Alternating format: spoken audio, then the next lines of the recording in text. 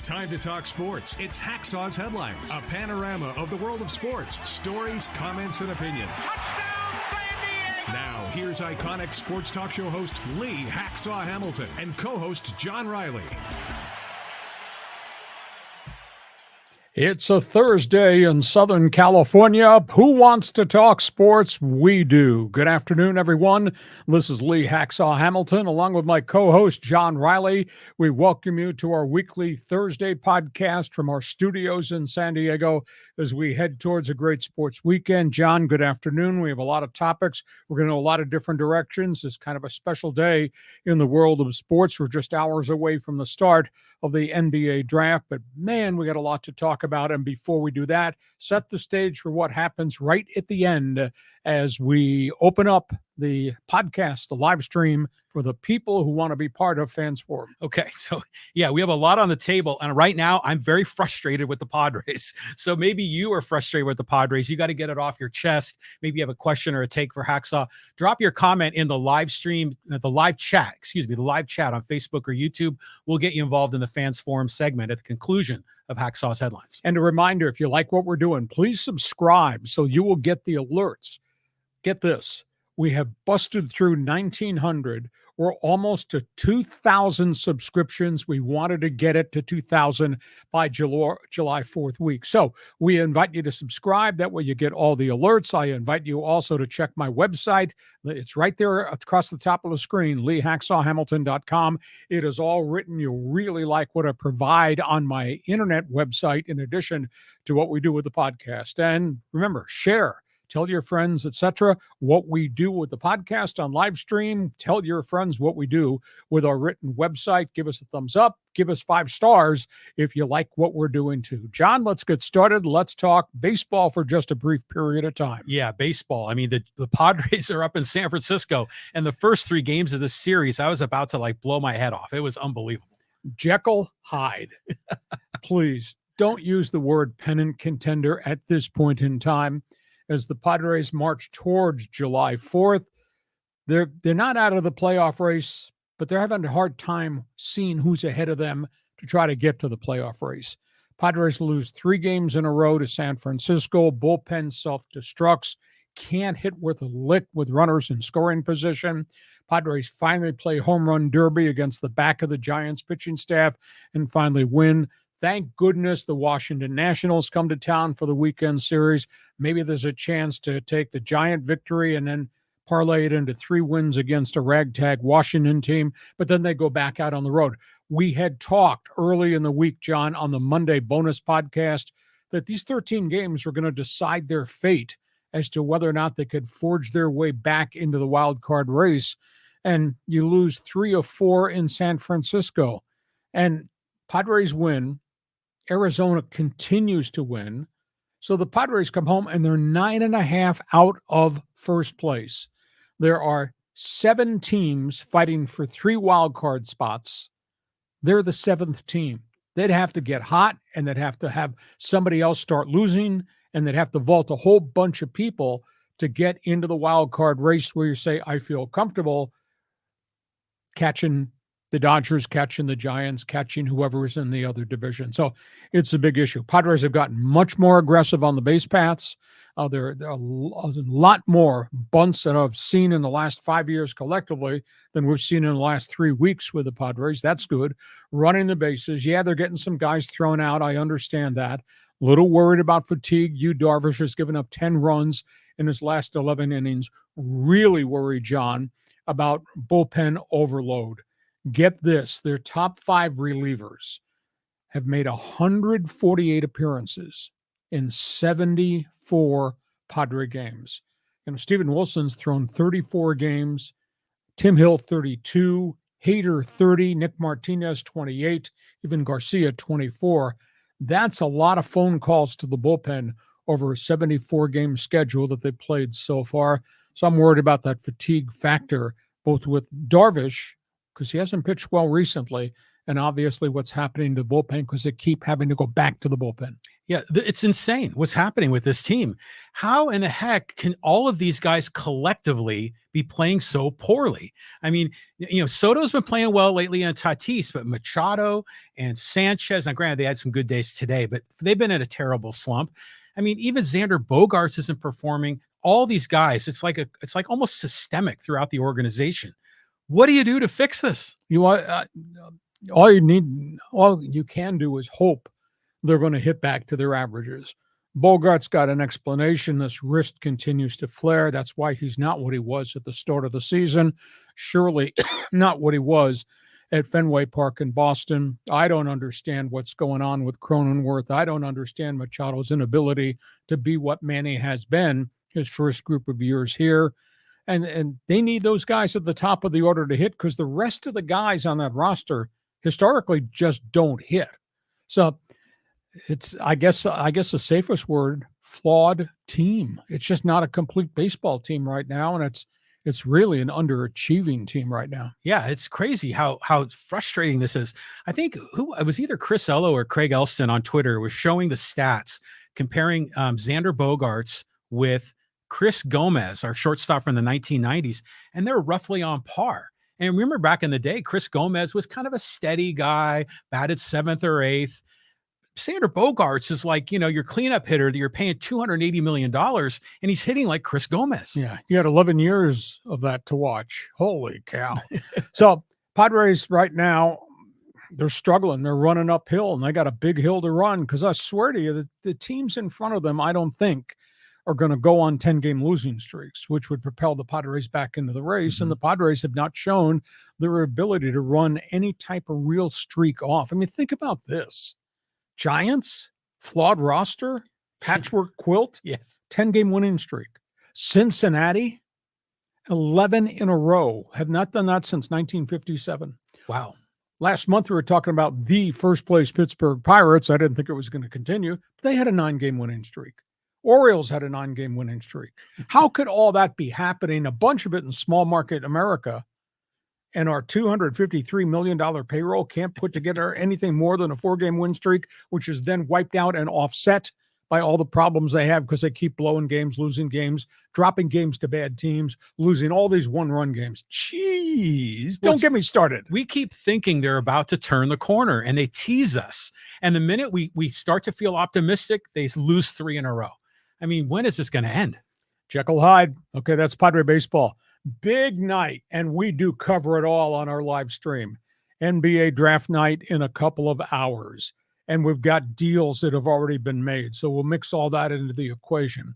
First of all, these are the teams that have multiple picks in the first round of the draft, and in years gone by, I've not seen these many teams control the NBA draft. I mean, you're looking at what San Antonio's got at 1-33. You look at the Houston Rockets, a massive rebuild. They're going to select 4-20. Charlotte Hornets, Michael Jordan's team, 2-27. The Orlando Magic, who put good pieces on their roster last year with high picks, draft 6-11. Utah, which has really bounced back in what was supposed to be a massive rebuild season after they got rid of their starting center, Rudy Gobert, and then they traded away Donovan Mitchell. Utah had a good season. Now they draft 9, 16, and 28.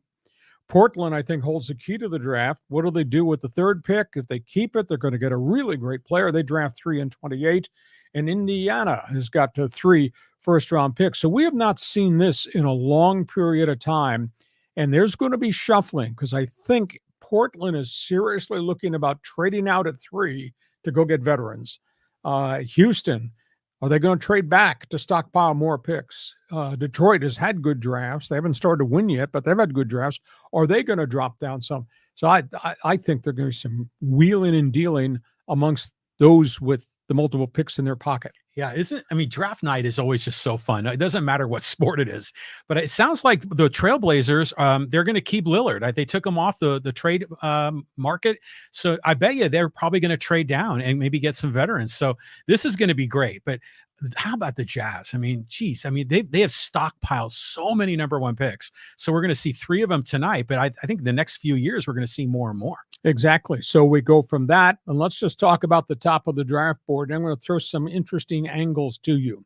San Antonio gets the young star from France, Victor Wembanyama, 7'4", wingspan of 7'9", as an 18-year-old, John, playing in the EuroLeague. In the EuroLeague at age 18, averaged 13 points, 5 rebounds per game. The kid is mystical. He's got so much talent, and he's going to play with a really good coach, Greg Popovich, who's got a great history of dealing with international players. You do remember Tim Duncan came from Puerto Rico, I believe it was. And then you got the guards who came from France, and Manu Ginobili and Tony Parker. So he's landing in a great situation. Now, use the slug line there, Foreign Legion in the NBA. Tonight, with the drafting of Wembanyama as being the number one pick, it'll be the 14th international player who's gone number one in the draft. And I went back and looked, because we talked about this a couple of weeks ago on our podcast. In the history of the NBA, close your eyes. I'm just going to run some names by you of guys who came here from somewhere else and what they contributed. Olajuwon Yao Ming, Dirk Nowitzki, Vlade Divac, Gasol and Kukoc, Ginobili and Parkler, Mutombo and Drazen Petrovic. I mean, there have been so many great internationals. This season, as the campaign started, there were 120 international players from 40 different countries playing in the NBA on opening night. I mean, it's just amazing to me how the game has become so global. And it's just not playing games in China or Japan or whatever. We're talking about bringing first-round draft picks, really good young players here to complement all the great athletes that we get either out of college basketball, one and done, or now out of the high school ranks. To me, it's just spectacular. The game is so global. The game has really gotten good, and we'll see the next guy's going to step up, the Flying Frenchman. Yeah. Did you see he threw out the first pitch? Wasn't very good. No, it wasn't. At Yankee Stadium, and his hands were enormous. They went all the way around the baseball. But I love the way it's gone global. In fact, I mean, almost all the big sports are going global because of the internet, because of mass communication. It's a great thing, bringing people together. But, I follow college basketball, and there's so many great players in NCAA that don't make it. Because there's only a limited number of slots, like 60 or so picks. It's only 2 rounds. Yeah, 2 rounds. So a lot of these go to these international players. A lot of really good Americans don't make it because it's so competitive. Well, guys who don't make it, who might have been a 2nd or 3rd round pick, get moved to the side because of the internationals. They can sign free agent contracts. They sign 2-way contracts and go to the NBA G League, etc. I remember back in the day, I used to work in Phoenix, and I covered the Phoenix Suns nonstop. The draft was 9 rounds. 9 rounds. Yeah. Now it's really different. Okay, so I can't wait to see what Wemby is. That's what they're calling him in San Antonio. Okay, what he's going to be like as a player. And last year's number one pick was the kid out of Gonzaga, Chet Holmgren, who went to Oklahoma City and then got hurt in preseason and never played. So we got 2 great young aircraft carriers. But they're kind of similar body build, aren't they? Yeah, kind of tall and lean. Wemby's a little taller than Holmgren.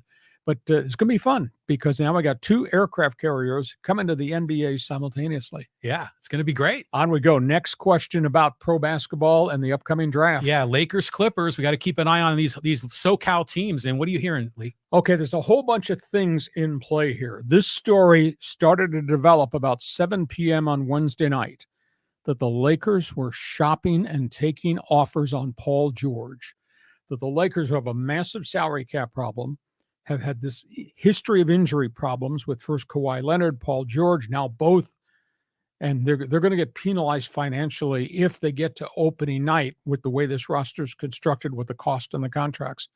They're taking offers on Paul George, which to me is a bit of a shock.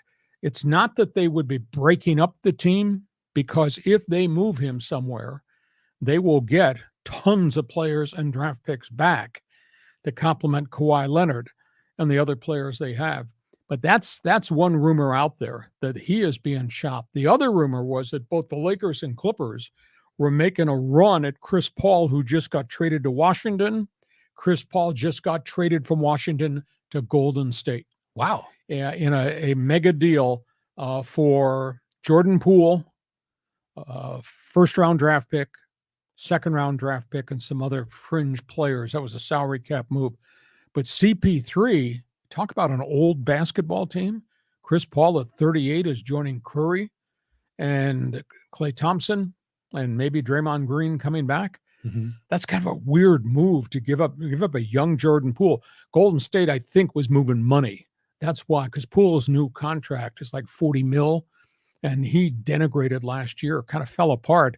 And I think there are personality clashes. And so he's been moved, and in a bit of a surprise, he goes to Washington, and CP3 comes as a 1 or 2 year rental to Golden State. So that's where we are. Lakers are shopping other people around. There's all kinds of other rumors that the Lakers are trying to make a 3-for-1 deal to get a veteran player from another team.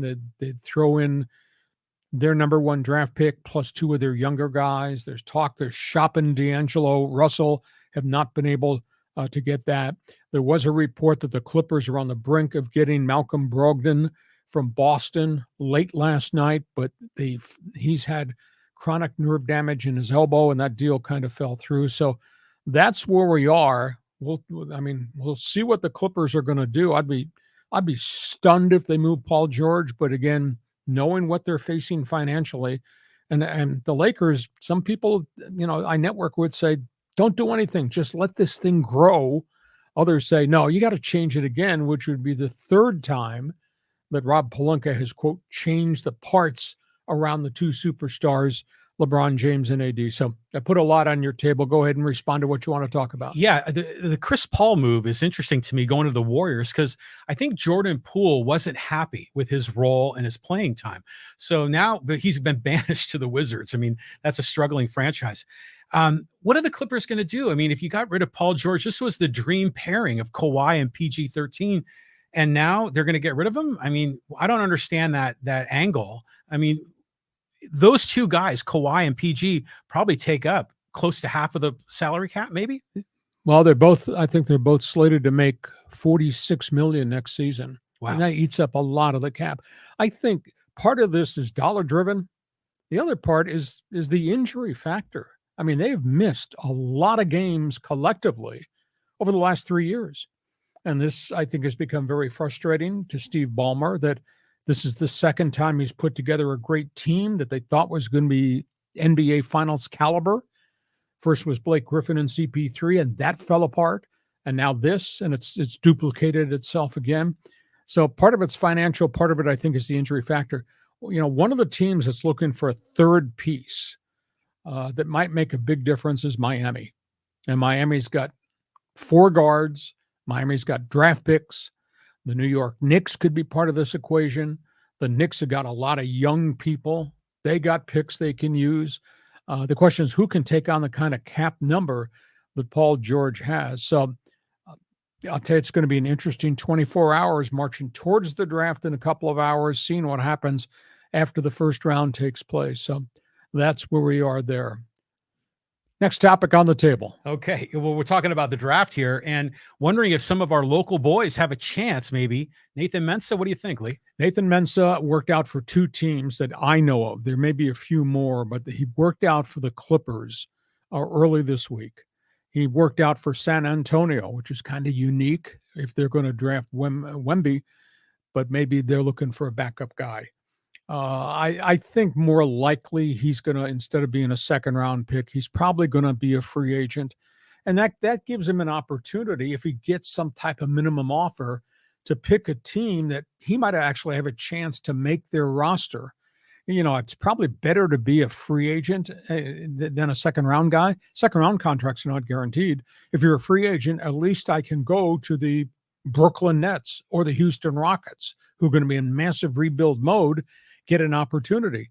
Either that he winds up on a 2-way contract, or that he winds up in the NBA G League. The other guys might get an invite to play in the Las Vegas Summer League, but that's just showing up and being on a team and playing street ball. And I don't think anybody else off the Aztec roster is going to get a chance in pro basketball here, but they might, they might go abroad to sign contracts somewhere. But I'll be intrigued to see where Mensah winds up. Good guy, a little bit limited physically, not a completely rounded offensive player. You would have thought after 5 years his offensive game would have gotten better, but he is what he is. But he still can play defense, and he can vault, and he can rebound, and he's tough as cement. So maybe somebody brings him in as a free agent. Yeah, I hope so. I mean, we always like to root for our local guys. But, he played in that league like the last few months. Was it New Portsmouth or somewhere out? Well, he went to the different all-star game, all-star camps. It was in Portsmouth more than other. Did not get invited to the Chicago draft camp. Right. And if you're not in that, you're probably not going to get drafted. But in that all-star format, he did really well offensively. I mean, he was scoring double digits. I mean, if he just can be like a 8 to 10 points a game kind of guy, he has value in the NBA. Shot blocker, rebounder. Yeah. That's on his driver's license. So that's where it goes there. Okay, from that, let's tell everybody again before we go to the next topic on the table about subscribing to what we do and how they can join us at the end, because we'd have a spare chair over here for the fans forum. Yeah, so you can get involved in the fans forum segment. Just drop your comment or question in the live chat on Facebook or YouTube. We'll get you involved. And yeah, be sure to subscribe wherever you get your podcasts. We've been getting your content is out on Instagram. All these videos are blowing up and people are asking questions. Do you have a live stream? When can we tune in? So spread the word, share the love, and let people know about Hacksaw's headlines every Monday and Thursday at 3 p.m. Pacific. Yeah. And check my website, leehacksawhamilton.com. And remember, as John says, subscribe and share. Because we're cracking 2,000 subscribers in just under 9 months, which is kind of moving at warp speed here. So we invite you to be part of it, and check my website too, because it's all written content, leehacksawhamilton.com. On we go. Let's talk football. Okay, so this is all about the Mountain West Conference and San Diego State. They're still scuffling here, right? There's been no solution. And now they're both really dug in a beachhead. San Diego State asked for information, asked for some special things to happen. If they're going to elect to leave the Mountain West Conference, they wanted a 1-month extension before they actually have to decide. They wanted to sit and talk to the Mountain West about the structure of the $17 million payout, the quote exit fee. Mountain West, I thought, reacted very unfairly towards San Diego State. They filed back and said there will be no exceptions. This is the bylaw of the conference. If you're going to elect to leave, you need to do it by June 30th. It costs you $17 million. Give us the money. There won't be any renegotiation of the structure. I think it leaves a really bad taste in the mouth at San Diego State. I think it's grossly unfair for this conference to treat the flagship university, what this university has done academically, what it has done athletically, what it has done as a financial resource stream to the Mountain West is really special. And you're treating them like they're doing something wrong and they're doing something illegal. At the end of the day, it's all about money, and it's dollars and cents, and it's exposure. At the end of the day, the Mountain West TV deal gives them $3 million. If they can get into the Pac-12, it gives them $37 million per year. Do you know what that revenue stream does to that athletic program? I mean, it's absolutely phenomenal. I would think that San Diego State just writes the letter and then hopes or asks the Pac-12, give us a commitment now, so we will have the step that we can make as we exit this as badly as these people in Colorado Springs are treating them. I'm a little bit surprised on social media, and I'm a little bit surprised with the responses I get. People who follow San Diego State, for some reason, don't seem to be in a rage about this. I'm in a rage, and I didn't even go to that school. It's tough because the Aztecs have brought a lot of prestige to the Mountain West. Exactly. I mean, without the Aztecs, not just in basketball, making the NCAA championship, but the football program's been pretty darn good too. But I have a question for you, Lee. So if they paid $17 million to get out of the Mountain West before the end of this month, do they still lose out on revenue that came from their performance in the NCAA tournament? No, I think that is all what's called shared units, and everybody gets a cut of that pie. That the Wyomings and the San Jose States, and they all get a cut of that pie. But I don't think the Mountain West would then take that $6 million check that they were supposed to get. I think they would get that revenue because, quote, they earned it. Yeah. Now they'd have to turn around and write the check for $17 million, and off we go there. So that's a story. We'll see where it goes in the next calendar week as we march towards June 30th. Now, we got the other story, and this is kind of evolving. Yeah, Matt Araiza. I mean, we were just talking about it before we got started on the podcast. You saw him on HBO. He said he had a lot to say. I saw it was almost like a documentary. It was a sit-down interview with Andrea Kramer. It involved the police officials. It involved the lawyer who was suing Matt Araiza, and he was really outspoken. And he had said some things on HBO I had never, ever heard or seen written. And I'll just give you just very briefly the quotes. He said, "I was stupid. What I did in that 15-minute window of my life at that party, I was stupid." That's the first time I've ever heard him admit that he was dumb for what he did. Quote, "The woman came on to me. Quote, it was her intention to have sex. Quote, she told me she had sex with other men. Quote, she said she was of legal age. It was consensual. We went back to the house after we had 2 sexual liaisons. She was not drunk. She was not unstable." That's what he said. He turned around and he condemned the media. I saw a video clip of Stephen A. Smith, who was screaming on ESPN, "Gang rape. You're going to jail." Judge and jury on ESPN, loudmouth. I thought that was really unfair. Saw another film clip of Pat McAfee, internet sensation. Almost the exact sentiments, convicting him before there was any evidence. So he was really upset at that. He said, "You don't have to believe me," Matt Araiza. He said, "Believe the police interviews, 35 witnesses, 9 different videos. Believe the documentation the police have from the witnesses that this girl was going around that house telling men to F me. Believe me, I was never in that house. There's no video. There's no conversation. All of her friends said I was never in that house. Believe me." And you could almost get the feel he had to bite his tongue to say more. But he said, "They robbed me of my name. They robbed me of my reputation. They robbed me of my job." And then he said, "I am suing that lawyer for defamation of character," because that lawyer went on social media and kind of convicted him before the investigation was ever completed, before the information was ever made available. It was pretty strong stuff and pretty specific stuff. I mean, if he's suing people, why would you not go after Stephen A. Smith? I saw what Stephen A. Smith said. I thought that was just bleeping irresponsible. Yeah, it was tough. I mean, especially we, gotten to know Matt Araiza as he rose up and became the punk god. But I'll tell you what, it's interesting that he is fighting back so aggressively. Usually in these situations, even if the guy maybe wasn't at fault, they typically like to sort of let the story fade away. But Araiza's standing up for this, and he's innocent. It was consensual. If we believe everything that they've said, he should be standing up for his own reputation and his own credibility, because he's got a big time career right in front of him. And a lot of those teams have been spooked to sign him. Andrea Kramer talked to 6 different NFL general managers and just got a wide variety of anonymous responses. One said, "I have a 14-year-old daughter. I could not sign him." Another said, "The women in my front office would be really upset if I signed him." Another said, "What's the truth that's going to come out in the lawsuit if it ever goes front and center?" Another one said, "There are more punters in the world than there are NFL teams."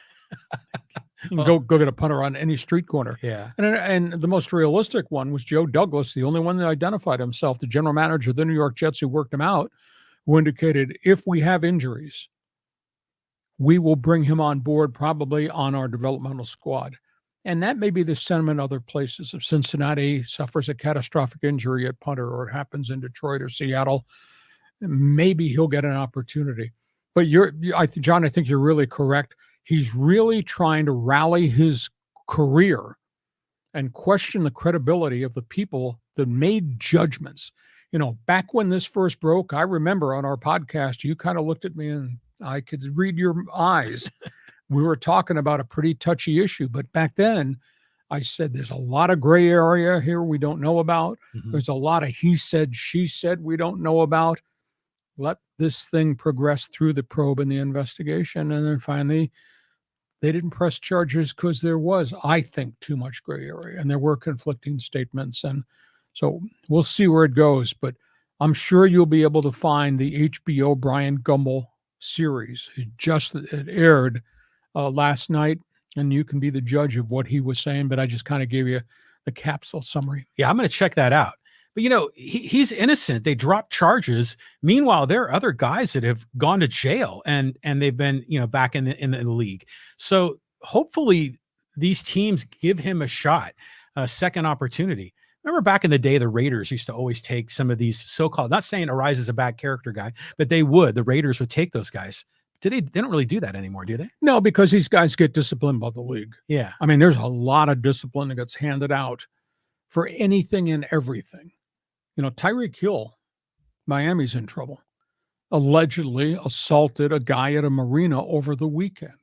Jeez. Punched his lights out. Now, is he going to be charged? Supposedly, he's going to be charged for assault. Well, that goes in front of the league. Mm-hmm. And all these guys who create minor stupid things, create major incidents, do something horrific like Henry Rugg of the Raiders, the 153-mile-an-hour drunk driving accident that killed a woman. The league deals with these guys as they go along. So I don't think Araiza is going to get disciplined by the league because he was never, ever charged, and, quote, it was consensual. Okay, that's a topic on the table. Let's go from football. We got something different here because we got NBA draft a couple hours from now, and a week from tonight, got the NHL draft. The NHL draft. I mean, I'm fired up. The Ducks are like a promising organization here. They got the new coach. I mean, what are you seeing here, Lee? Well, here's the story, because the Ducks are drafting number 2 in the draft. The hockey fans out there, they're going to get the chance to get one of the top young forwards, either from the collegiate ranks or from Europe. And what I confirmed, and I was not aware of this, because the rules as to how the Gulls get access to players, the rules have changed. The 2 players that the Ducks are looking at, Adam Fantilli, brilliant young, big freshman, center iceman, University of Michigan, scored 30 goals this past year as a freshman, as an 18-year-old.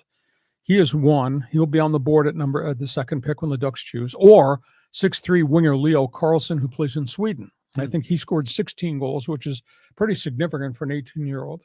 I tried to confirm, and I finally got confirmation last night that if either one of these guys gets drafted, signs with the Ducks, goes to training camp in Anaheim, if they don't make the major league roster at age 19, they can come and play here. Now, if you're a Canadian junior player, where the bulk of the other kids come from, you have to go back to the junior club if you don't make the big team. So they don't come here until they turn 20. Then they can come to play in the American Hockey League. So this is unique.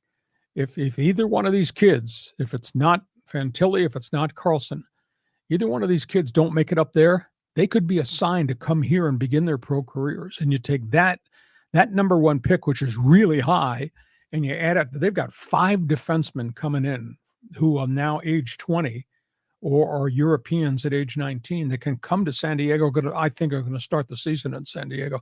I just think the potential of what the Gulls could be is going to be spectacular. And when I covered the press conferences, both with the Ducks' new head coach, Greg Cronin, and obviously Matt McIlvain, the Gulls' new coach, I was so impressed. And I wrote a column, and I think I've said it to you. I think the losing has ended in Anaheim, and it was a really bad season last year here with the Gulls. Losing has ended in San Diego. This is fascinating news, the fact that whoever that number 1 pick is going to come here or could come here. That's exciting for San Diego hockey fans and for Ducks fans too, especially if they make the big time roster. But Lee, let me ask you, if you look at some of the all-time greats in hockey, did they break into the NHL when they were teenagers? Guys like Gretzky? Oh, Gretzky did, because Gretzky cut his teeth in the World Hockey Association as an 18-year-old. See, the NHL had old rules that you could not come unless you were 20 or 21. Well, the World Hockey Association came into existence, and that's how they laid their foundation. They went after NHL goaltenders, and they signed a bunch of them, and they went out and they signed all these 18 and 19-year-old kids. Gretzky, Mark Messier, all the guys that wound up going to Edmonton that made the Oilers so tremendous. So that's how the World Hockey Association announced its presence, by signing these guys to contracts that the NHL would not allow their teams to negotiate on. So now the rules have evolved, and there's been a big discussion of late.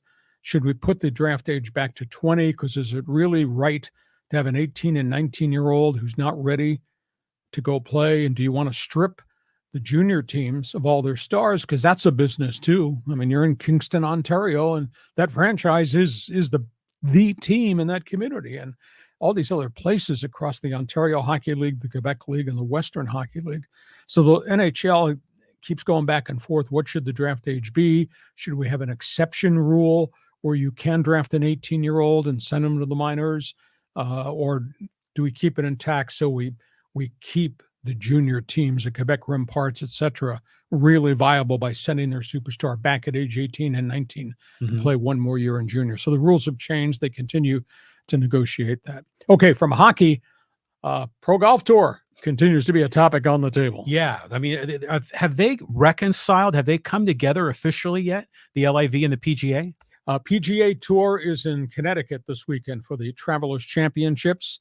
On Wednesday, the PGA's leadership, not their CEO because he's got health issues, he stepped away for about a month, but the two leaders of the PGA have stepped in and met with the players this week, and they just flat out lectured the players because the players' response over the merger with LIV has been really negative.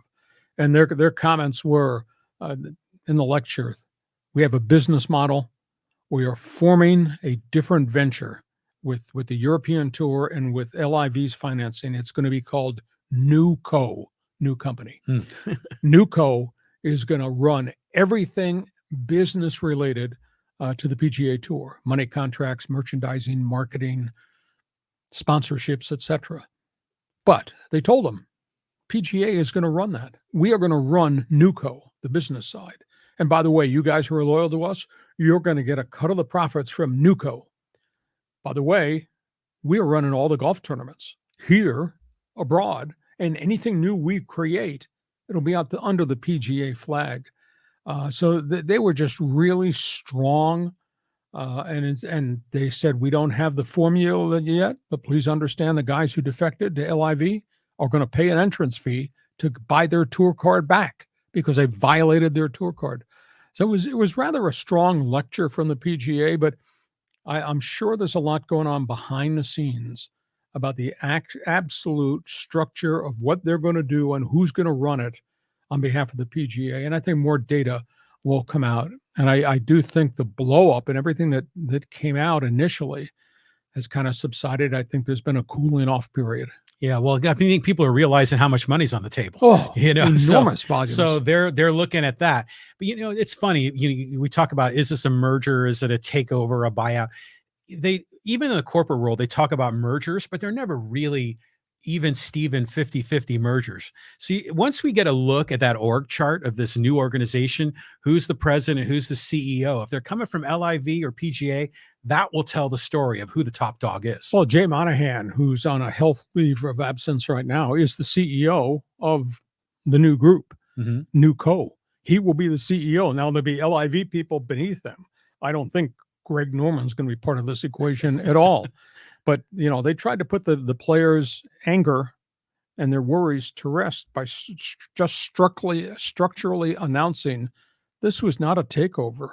This was a merger, and we're calling all the shots going forward. So it'll be fascinating to see if this kicks in for 2024, or do they need another window to get it all done correctly? And maybe it won't launch till 2025. But to me, the LIV paid money. They paid $3 billion to make this merger come into place. So that's where we are. One other topic on the table, and then get ready. Hey, you're watching on the live streams. Get off your ass and get on and send us a question. Fans Forum is just around the corner, but we got soccer to talk about. Yeah, I mean, Megan Rapinoe, the U.S. women's team is coming together here.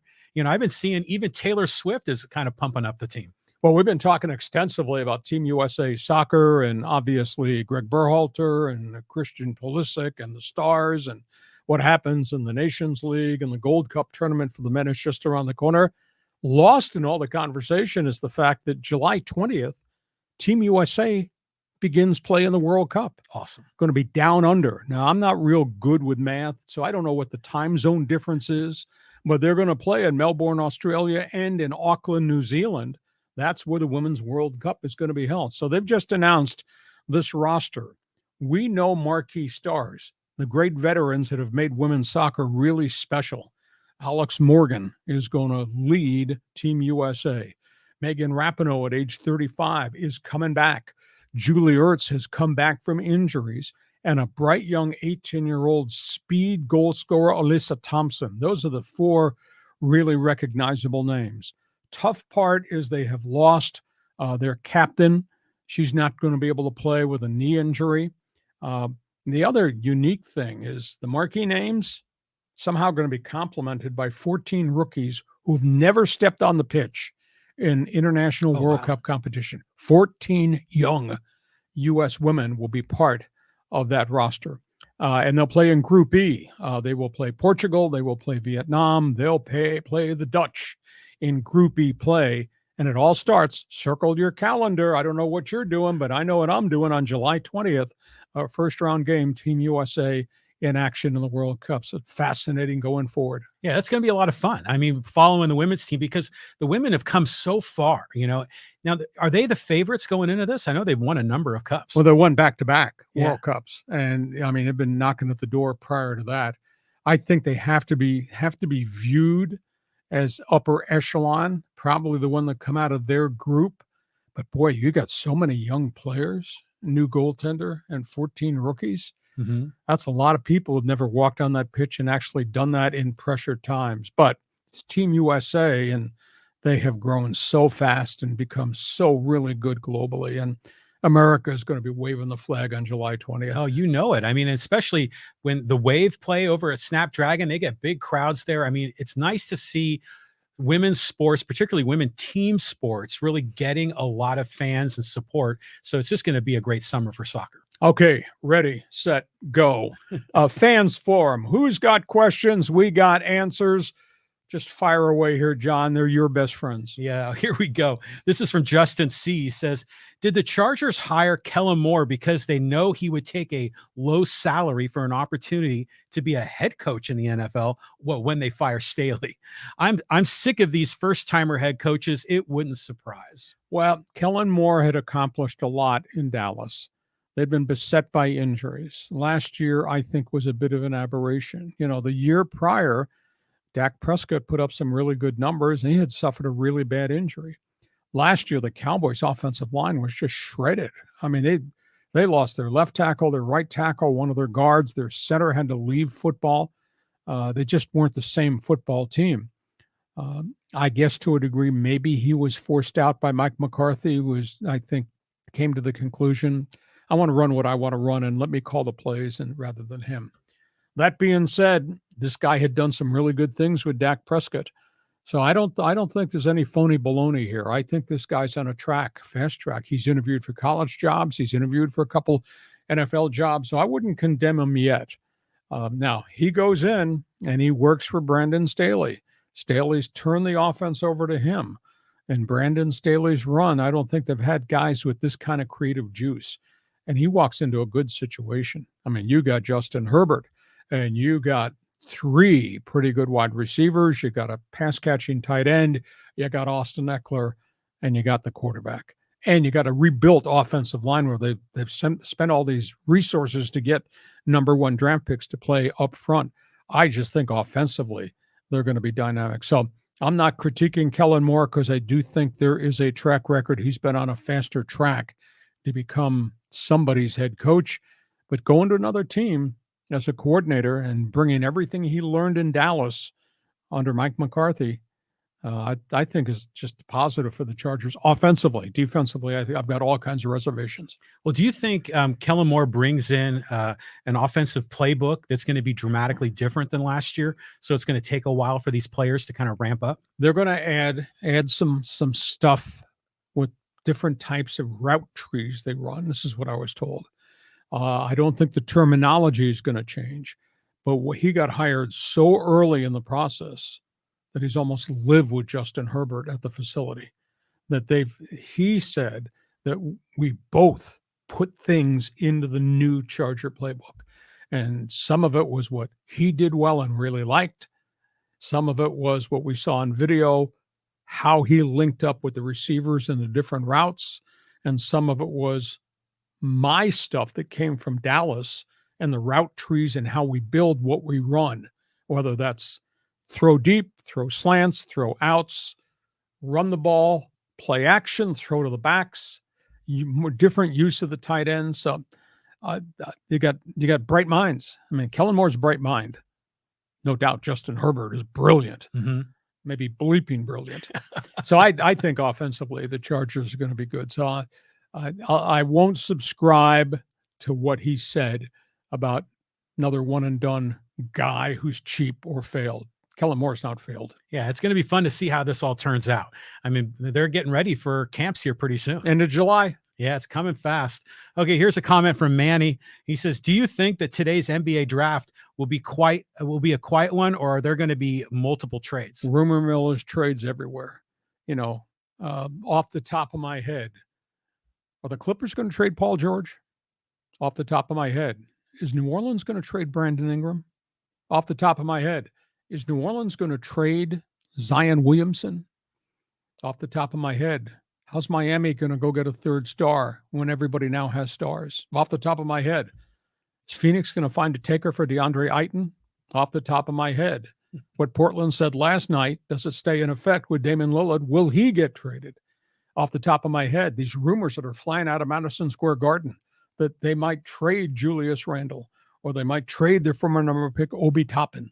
Are those going to deals happen? So that's just up here, what I recall from what I wrote down that could happen. And I mean, we've seen 3 big trades so far in the last week. I mean, the Brad Beal deal from Washington to Phoenix, the Washington deal late last night that sent Kristaps Porzingis to Boston, which I think was a hell of a transaction. And now the third deal that just happened as we were taking the air Thursday is the Chris Paul deal to Golden State. That's 3. There could be 5 more involving named players. And I don't, if the Clippers trade Paul George, wow, we're going to have something to talk about in bonus coverage on Monday. Wow. Yeah, it's going to be great. I mean, the NBA draft and all the drafts are just a lot of fun. You know, you get all the guys out there, the analysts, and they're talking about what's going to happen, the rumors they're hearing. So it's going to be a lot of fun tonight. On we go. Got a couple more questions here, and then we'll get to social media. Yeah, this is from Emmanuel. He says, who remains as manager of their respective teams next year? Bob Melvin or Dave Roberts? Both teams are struggling. Both stay.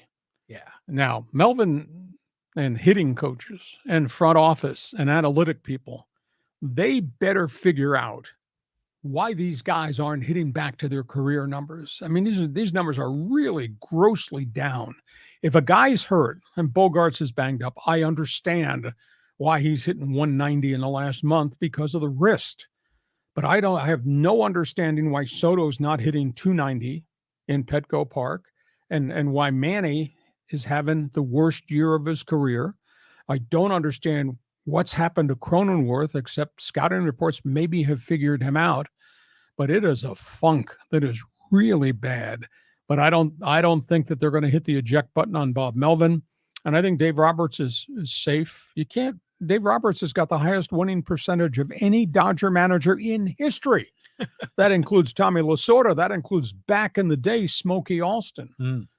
But he's been beset by all these arm problems that they have. But yet the thing with the Dodgers is parked over here in this right parking space next to the parking meter, they got all these live young arms that they're sampling out of Oklahoma City.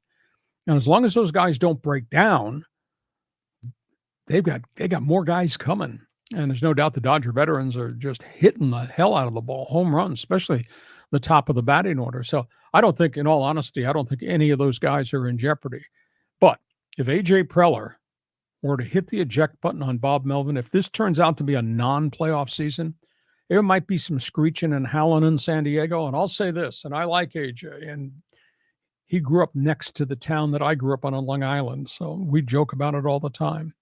But if you fire this manager after the last 3 managers that you hired and you fired, do you think Padre fan can trust you to hire the next guy as the right guy?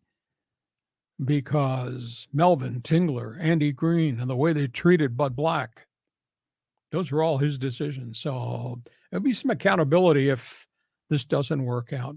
Like you say, we got 100+ games to go in a season, but like I said, they got to pass a lot of teams to be a wild card team. We're fickle as fans, aren't we? Because you are. I don't know about me. I don't know what descriptive adjective or adverb you use to describe my style, but we want results, and we're frustrated as fans, and we just want to point the finger at someone and say that's the reason that they're not winning.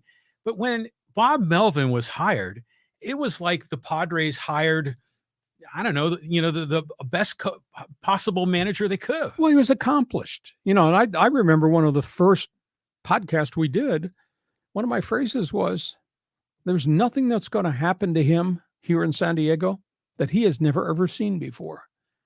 I mean, because he's been through adversity. He's been through teams who had good payrolls and failed. He's been through the horrors of working with the Oakland Athletics and no money, no running water in the stadium and all that razzmatazz.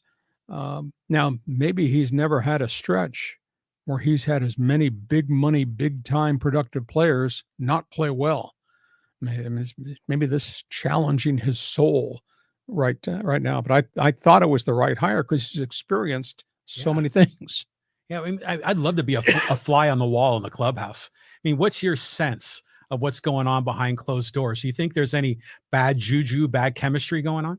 One of my biggest fears, and I witnessed this firsthand because I'm in that clubhouse all the time.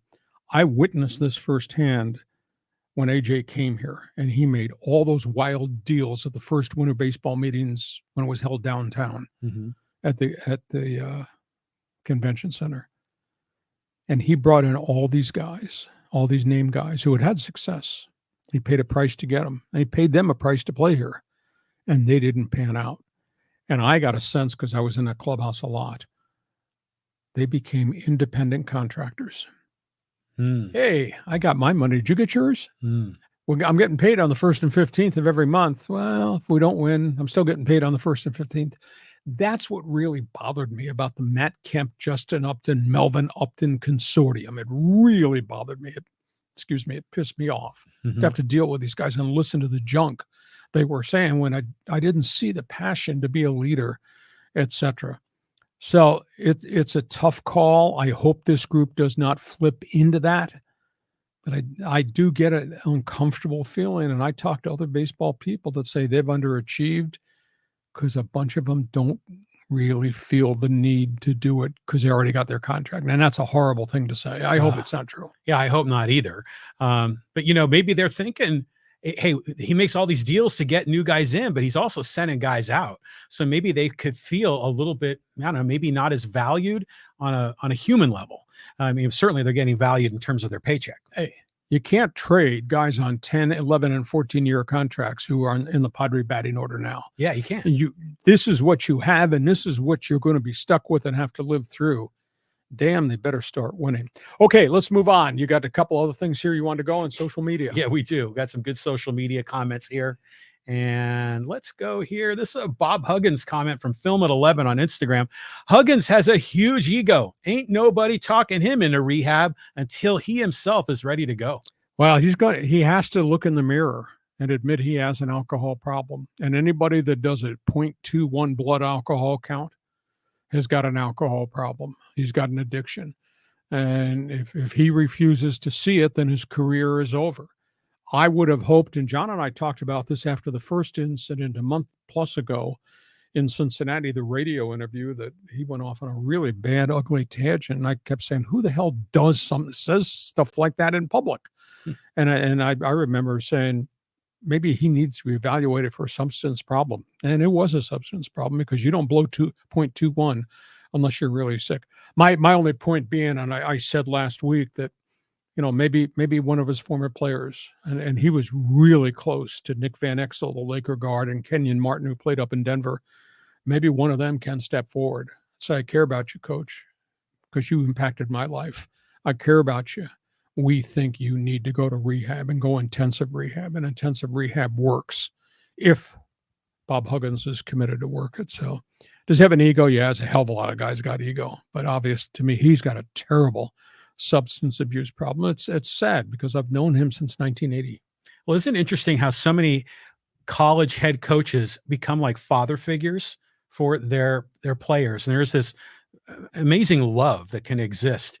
And it would be kind of special to see it turn the other way, where that love was redirected to Huggins. Because, yeah, he clearly needs some help. And obviously, he did not get guidance, nor did he get pressure from the athletic director or the president, Dr. Gordon G. at West Virginia, because they could have stepped in if they perceived. And how could you be around him and understand everything that was going on in that program and not see how he acted or how he treated people, or not understand alcoholism? Because that's part of your job as the head of the athletic department or the university, is to help solve whatever problems develop. And everywhere, I don't care where you are, there are problems within everybody's athletic department: social, physical, mental, psychological, substance abuse problems. As an AD or as a president of a university, the CEO of the school, you need to be able to guide somebody if you find that they've really fallen off the track. Yeah, it's a shame. So let's move on here. We got some more social media comments. This one's an Instagram comment from Daniel Alexis talking about the NFL gambling problem. Hey, they've been ignoring illegal substances for years. Steroids, HGH. They ignored brain trauma for decades. They have ignored having lawbreakers in the league for years. I'm sure they're going to sweep this under the rug. I don't know that they'll sweep it under the rug, because they are really taking proactive moves.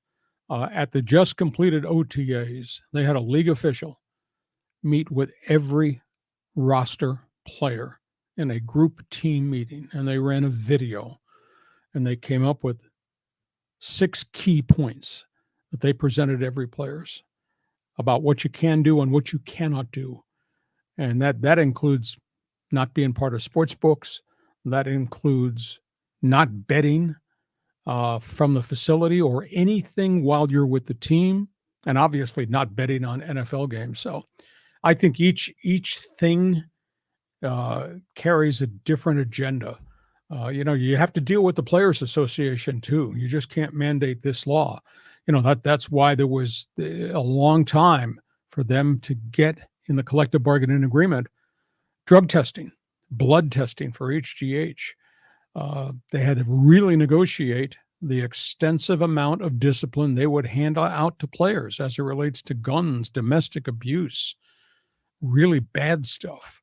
I think the league ignored concussions for a long time, and I will go to my grave. I firmly believe a couple of doctors of teams who knew what was going on found their conscience, and they're the ones that I think there is a paper trail about the NFL covering up potential brain damage with concussions. And these doctors went and I think provided information to the union, which led to the lawsuit, which led to the wake up in the morning one day and there's an $875 million payout for concussions to players.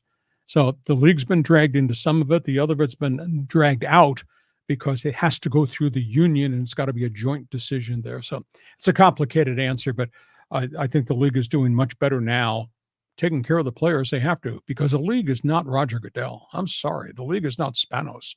The league is not Robert Kraft. The league is the Tom Brady's of the world, which the fans identify with. So you got to protect them and you got to guide them and you have to discipline some of them along the way. Well, considering your long history as an NFL broadcaster and doing all the, in sports for decades, have you ever gotten a whiff that some games are fixed or that there's been some funny business going on? No, not at all. You would never go there, because why would anybody do that? Why would you put your career and your contract in jeopardy? Why would the league ever sanction anything like that? No, not at all. You think back a decade ago, maybe 15 years ago, how aghast we were when we found out there was an NBA referee, Tim Donaghy, that was betting on games with, quote, inside information. That, and the league responded really quickly to that. So now these are young, stupid guys who got a lot of time on their hands. They got a lot of jack in their pockets and looking to do something and make mistakes. They won't make mistakes now because the league sent a different executive into every one of the 32 camps last week, and they held seminars with the players. The players now know what the rule is and now know what the penalty will be. And we're not done with this league pro because I think it's tip of the iceberg. I think some more junk is going to show up. Yeah, so I guess they're now the law, right? Yeah, I am the law. Exactly. Okay, here's another comment here. This is about PGA LIV. The war is over, from Pinkalicious. He says, sorry, Smacksaw. The PGA Tour did not win. They look like hypocrites, and their players are livid. The real winners are the LIV and the Saudis because they made the PGA Tour cave in and blink first. Fact is, the PGA Tour lied to the fans and the public about their principles and took the money anyway. They will lose fans and viewers because they are now sleeping with the enemy, the boogeyman they were telling everyone about. They made their bed and now they have to lie in it. Hope that blood money is worth it. My goodness. If you have a tough time hanging with your friends, they start calling you pink. I totally disagree. LIV, $3 billion. That's what they had to pay to, quote, get into the fraternity with the PGA. What's the end result? Greg Norman's not running it. The Saudi fund is not running the new global PGA. NUCO, the company that's being formed, will be run by PGA executives. And they'll plant their flag in every event in every market. It will be a PGA event, and LIV will have been good for the players because the guys that they bribed to come get to keep the first year money, and the guys that didn't come, the McElroys of the world, they're going to get rewarded because they're going to get, quote, loyalty bonuses as part of the NUCO operation. Pink, that's my explanation.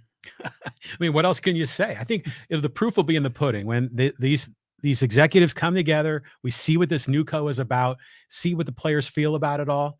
Hopefully they find a way to make it come together. Okay, you got one more good note here, one more item on Fans Forum. This is an interesting one to me because I know you run these Twitter polls, and I think they're great.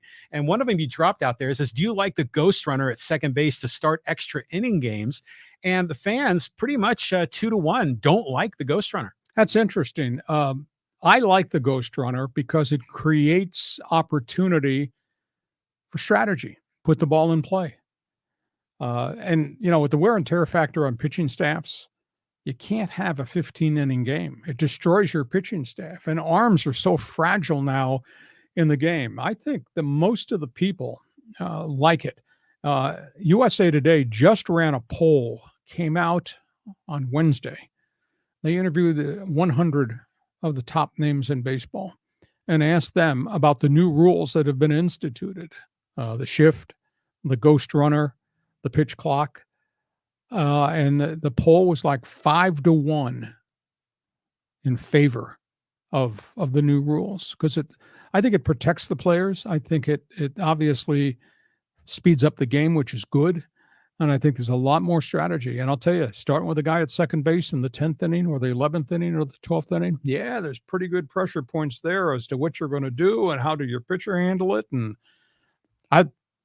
maybe I'm in the minority, but I tend to think I like what they've done to the game. Yeah, I like the rules. I think this is a good rule because I remember, now this is kind of a crazy comparison, but when my daughter was playing softball, they used to play this way. They called it the international tiebreaker, where when in extra innings, they put a runner at second. And back then, I mean, granted, we're dealing with 10 and 12-year-old girls, but the first play they would always do is they'd lay down a bunt and advance that runner from second to third. You rarely see that in Major League Baseball. And sometimes I wonder if they really should do that, just to try to advance the runner, because anything can happen to get that runner coming home from third.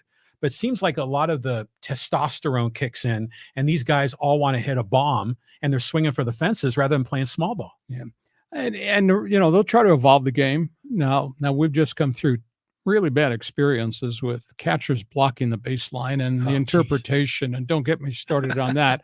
Although I tend to think that what goes around comes around, because I happen to think in the Padre-Tampa Bay game over the weekend when Manny Margot got taken out at home plate, it sure looked like Nola was really blocking the plate before the ball got there, and they never called it. Right. And then this interpretation of the rule in the Giant game, I thought was so far-fetched because the runner was so far up the line, and then the ball got there, and here's the catcher just waiting to apply the tag.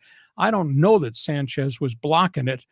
Was his foot over the line waiting for the ball? Yeah. But the runner was, I swear, John, was 15 feet up the baseline. Yeah. And the alternative is I saw in a White Sox game early in the week, John, you're going to stand in front of home plate and block me? I'm going to bulldoze you. Now, I might get hurt doing it, but I'm going to knock the ball and knock you into next week, and I'm going to touch the plate. Now, guys, they don't want guys doing that because of the severity of the injuries. I mean, this whole rule kind of came to be because of Buster Posey's very bad ankle injury years and years ago that knocked him out for a whole year. But I think I like the bulk of the rules. But hey, you could tell me I'm wrong, but don't argue with me. I'm a talk show host. Yeah, that was awful last night when that call was made. Because to your point, he was up the line. The whole point of the rule is to protect the catcher, because they don't want a Pete Rose, Ray Fosse incident at home plate. But sure enough, San Diego sports curse kicks in. That run scores. Next two guys get base hits.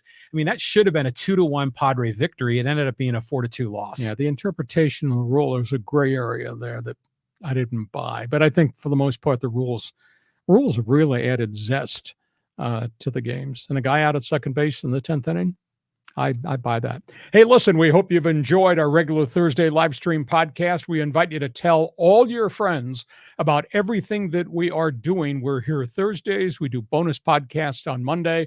We put a ton of topics on the table. Please share, tell everybody about what we're doing. Give us a thumbs up. Give us a 5-star rating if you can, because that really helps us. And if you haven't subscribed, pal, we're almost to 2,000 in 8 months, which is a phenomenal number. So who would like to be 1999 and 2,000 going forward? John, have yourself a great sports weekend. We'll catch you come bonus time on Monday. Looking forward to it, Lee. Thanks for being with us on Hacksaw's Headlines. Join us again for Hacksaw's Headlines on YouTube, Facebook, and Twitter. And find the audio version on your favorite podcast apps. For more content, go to LeeHacksawHamilton.com.